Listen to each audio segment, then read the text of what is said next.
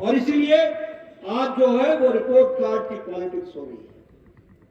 आपने बिहार की चर्चा की, मैं बिहार की चर्चा के पहले आपको याद दिलाना चाहता हूं, सब लोगों ने एक मत से कहा था कि हरियाणा में तो कांग्रेस आए। पत्रकार भाइयों ने भी और राजनीतिक पंडितों ने भी यही भविष्यवाणी दिखी थी। मैं याद इसलिए दिला रहा हूं क्योंकि आप भूल जाते हैं और आपको याद दिलाना मेरी जिम्मेवारी बनती है। मैं हरियाणा का मैनिफेस्टो को रिलीज करने के लिए गया था। पत्रकारों ने बहुत उदासीन भाव से पूछा था कि ये जो आप मैनिफेस्टो रिलीज कर रहे हैं, ये सच में आपको मौका मिलेगा क्या? एक तरीके का व्यंग्य था। मैंने कहा तुम भी यही हो, हम भी यही हैं, और चुनाव के नतीजे का दिन आएगा, उस दिन मेरे से बात करना। और हरियाणा में तो और छोड़िए, कांग्रेस पार्टी ने भी लड्डुओं का ऑर्डर कर दिया। हुड्डा साहब ने तो घोड़ों को भी निमंत्रण दे दिया और वो बग्गी तैयार हो गई।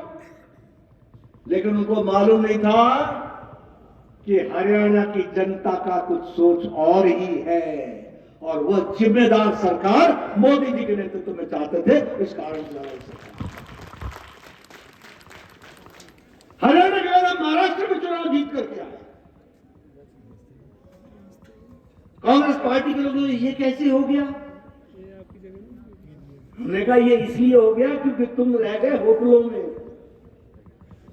और हम थे जनता के बीच में। और जब बिहार की बारी आई तो आपको पता ही है, मैंने पहले बताया कि ऐतिहासिक जीत मोदी जी के नेतृत्व के प्रति और नीतीश कुमार के सुशासन के प्रति समर्पण के साथ बिहार की जनता ने हमें आशीर्वाद दिया है।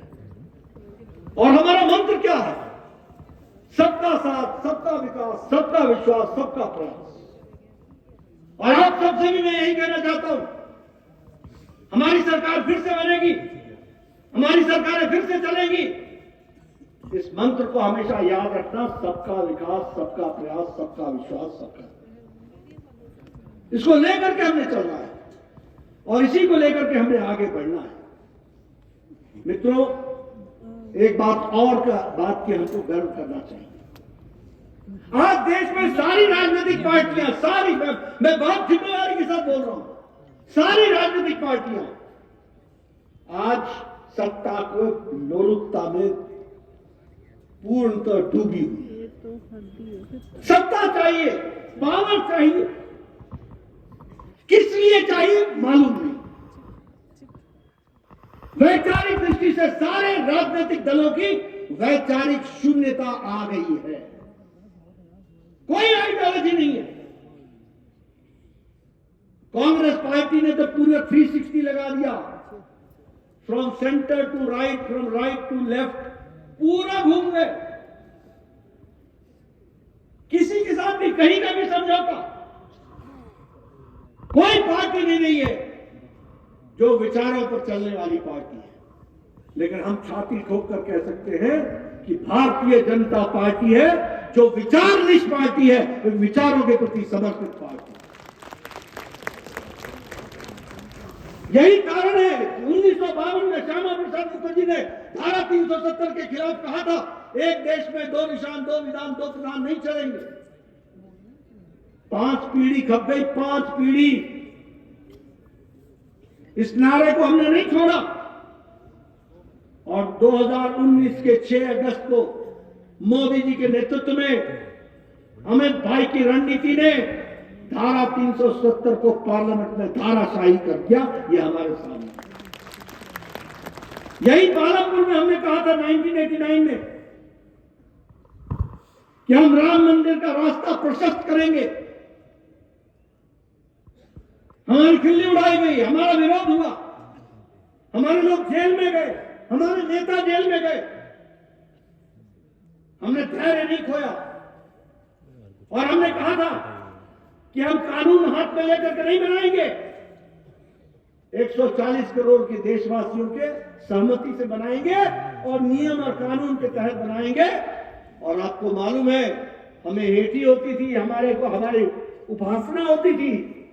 हमें कहते थे रामलला हम आएंगे पर तिथि नहीं बताएंगे, लेकिन हम डटे रहे। और आपको जानकर के खुशी होगी कि पिछले 2024 की जनवरी में प्रधानमंत्री मोदी जी ने भव्य राम मंदिर का पूजन करके वह भव्य राम मंदिर, और इस वर्ष वहां ध्वजा भी फहराई गई, ध्वजा भी फहराई। और आपको मैं सूचित कर रहा हूं कि अयोध्या में राम मंदिर बना है, और सीतामढ़ी में हम लोगों ने मां जानकी की सीता मंदिर 890 करोड़ रुपए के माध्यम से वह भी बना